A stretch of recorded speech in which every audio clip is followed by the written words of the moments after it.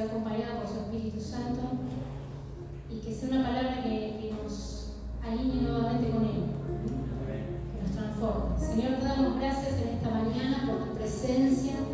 Gracias, Señor, por cada uno de tus hijos que ha venido a encontrarse contigo, Señor, a adorarte, Señor, como uno solo, Señor.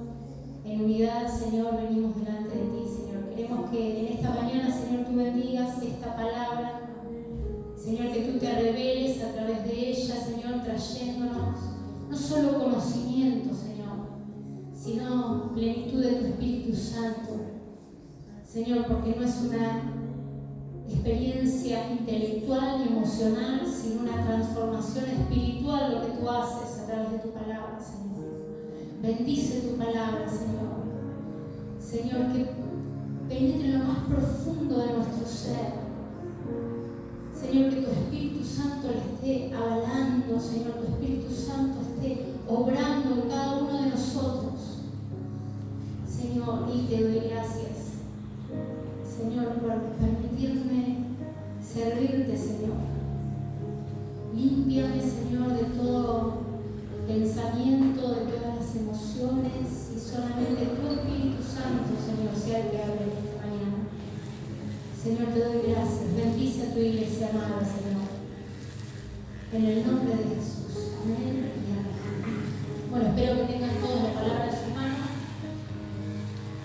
y que podamos traer a luz lo que Dios nos quiere decir esta mañana, pero juntos.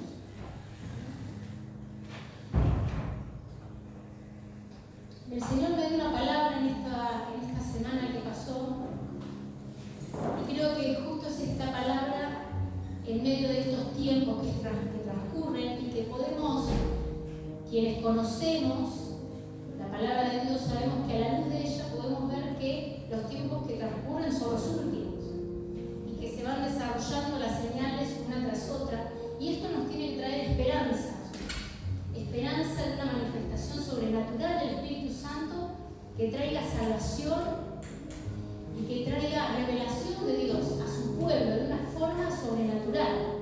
Los últimos tiempos no son para que nosotros estemos temerosos de los acontecimientos, sino esperando de que el Señor se manifieste de una forma sobrenatural en nuestras vidas, pero para eso hay cosas que son necesarias de parte nuestra.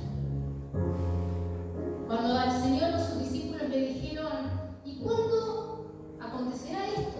¿Cuándo vendrá el fin? ¿Cuándo serán los últimos tiempos? El Señor empezó a desarrollar algunas de las señales ahí en Mateo 24, ¿no?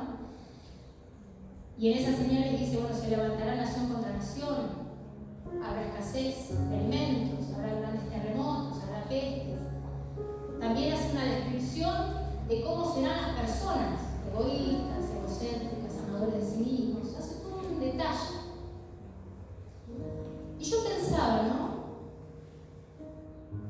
Estas cosas no me preocupan, ni me inquietan, sino que nos debería llamar la atención de nuestras propias vidas. Y a veces pienso que hay muchos evangélicos, pero pocos discípulos.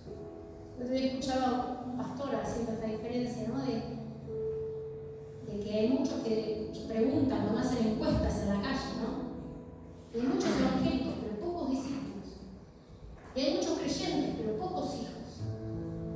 Y nosotros hemos sido llamados al encuentro con Dios para ser hijos de Dios y para ser discípulos, es decir, dejarnos formar por Él, dejarnos enseñar, permitirle que Él nos forme, nos transforme, se manifieste en nuestras vidas, se dé a conocer. En la parábola de las 10 vírgenes hay algo que ocurre ahí.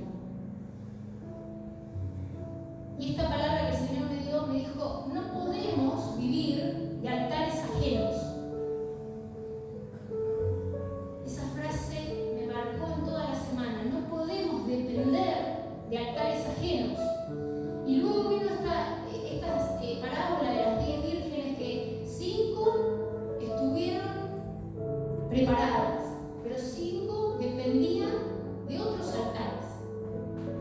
Digo, Señor, es tiempo de restaurar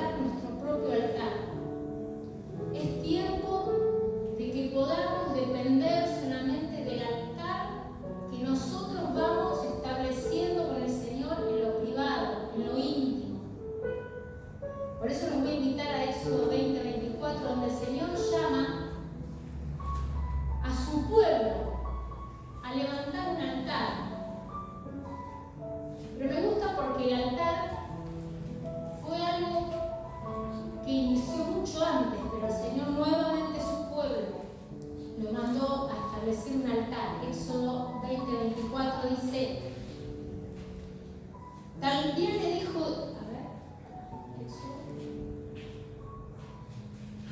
altar de tierra harás para mí, y sacrificarás sobre él tus holocaustos y tus ofrendas de paz. Traerás tus ofrendas, tus ovejas, tus vacas, en todo lugar donde yo hiciere que esté la memoria de mí. Vendré a ti y te bendeciré. Este altar era simple. No quería grandes obras el Señor. Quería un lugar simple. El altar de tierra. Y dice más adelante, y si hicieres altar de piedra, no las labres. No necesito las obras de tu mano. Necesito un lugar simple del encuentro.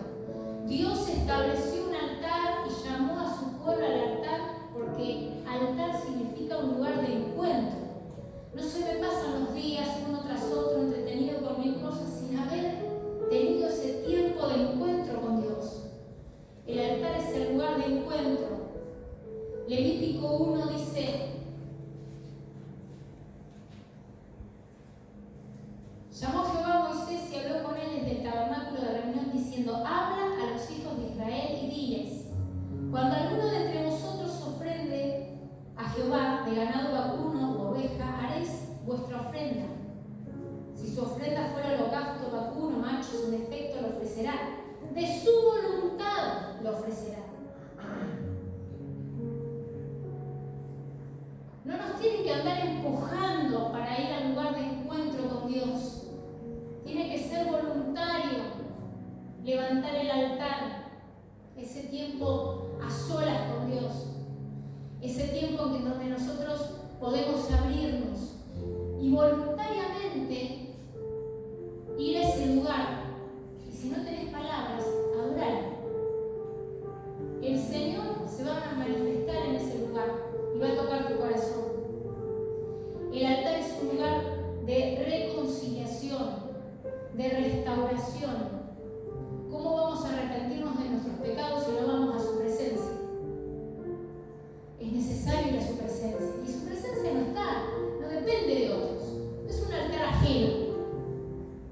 Voy a tal lugar a buscar la presencia.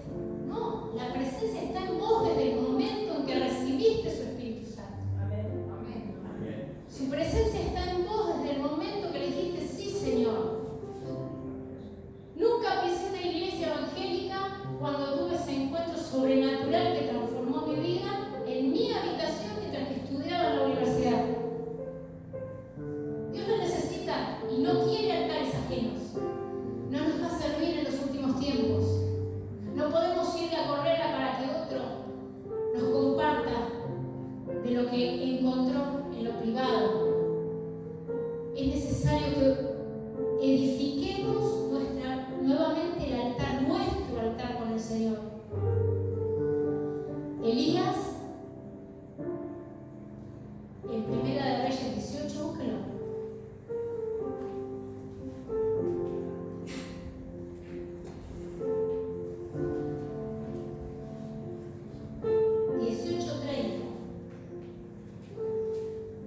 El pueblo se había ido detrás de ídolos, porque cuando no tenemos nuestro propio altar con Dios, terminamos buscando otros lugares, otras personas que nos den lo que nosotros no hemos podido edificar. Y Elías le dijo a todo el pueblo, acérquense a mí. Y todo el pueblo se acercó. Y dice, y él arregló el altar de Jehová que estaba arruinado. El altar estaba arruinado. ¿Se acuerdan la historia de Elías? Acab era el rey, se había ido detrás de los ídolos y todo el pueblo con él.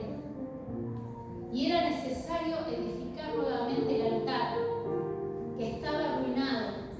Y ese altar es personal, nadie lo puede hacer por vos. Es tu altar con el Señor. En lo privado, en tu hogar, en tu casa, en ese lugar de encuentro, de restauración, donde el Señor nos confronta con el pecado, donde podemos disimular. Ahí no podemos disimular. ¿Cómo está? ¿Todo bien? Ahí no podemos disimular. Ahí es el Señor que nos confronta con el pecado, donde podemos arrepentirnos, donde podemos restaurar el altar que estaba arruinado. Es ahí. Es el altar de la consagración.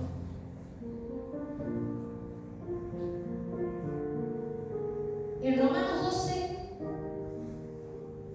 1 dice, dice así que hermanos, os ruego por las misericordias de Dios que presentéis vuestros cuerpos en sacrificio vivo.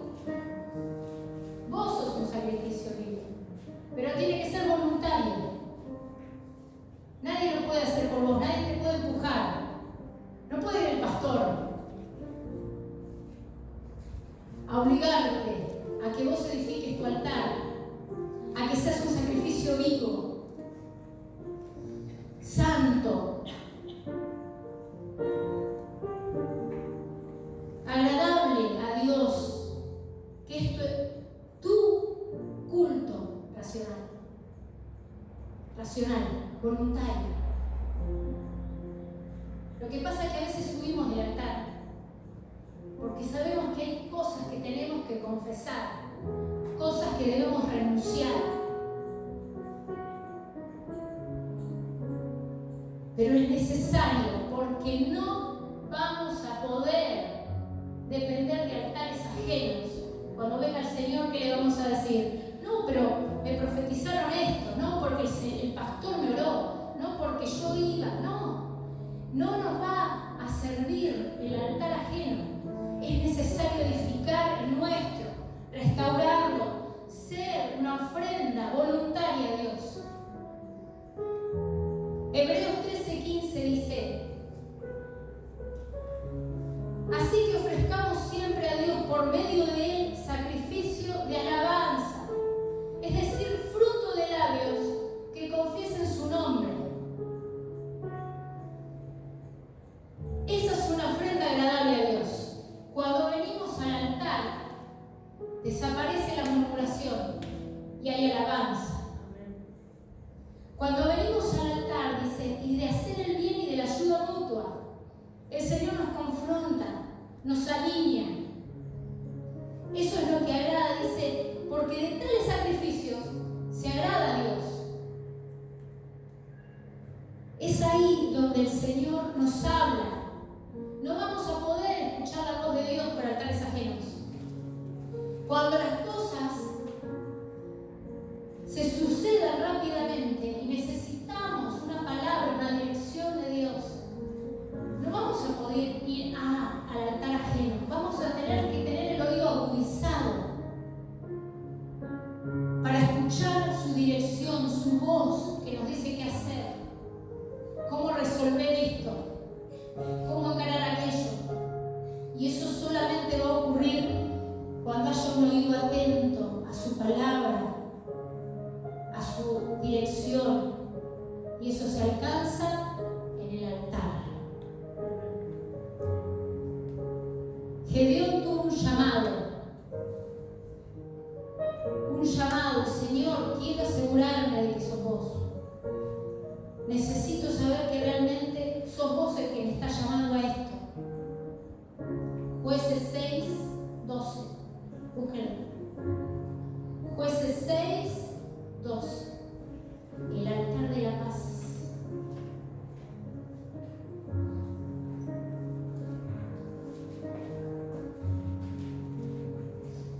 El altar de la paz.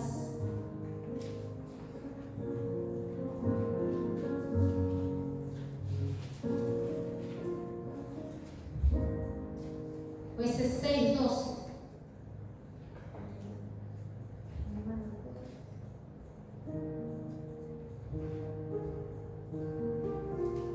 El altar de la paz. Él oró, Gedeón oró, y el ángel le dijo: ten paz. Edificó un altar. ¿Alguien que lo tenga ahí a mano rápido? Y el ángel de Jehová se le apareció y le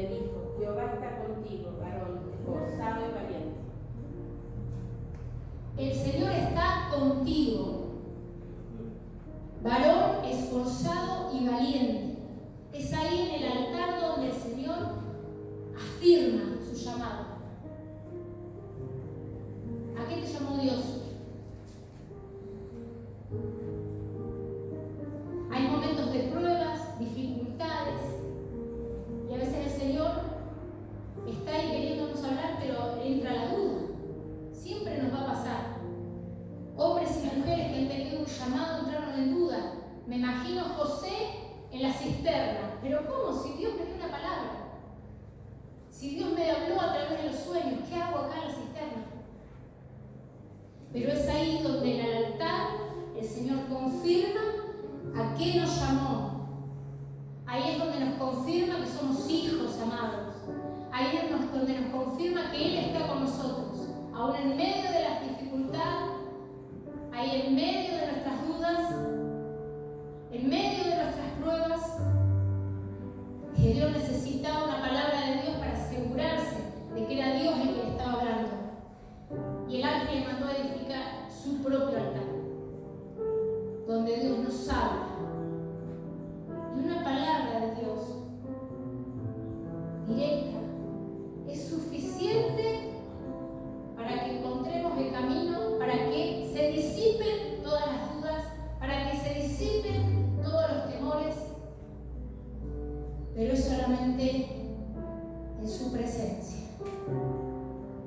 Y finalmente les quiero compartir un altar en Génesis 35.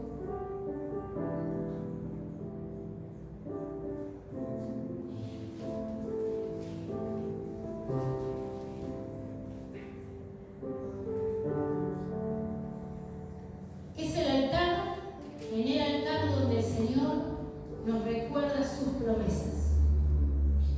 Me gusta porque en algunos altares ponían piedras para recordar lo que Dios había hecho. Si no las labres, no necesito obras tuyas, no necesito que vos labres las piedras, es suficiente con poner piedras para recordar a las próximas generaciones de lo que Dios hizo en tu vida.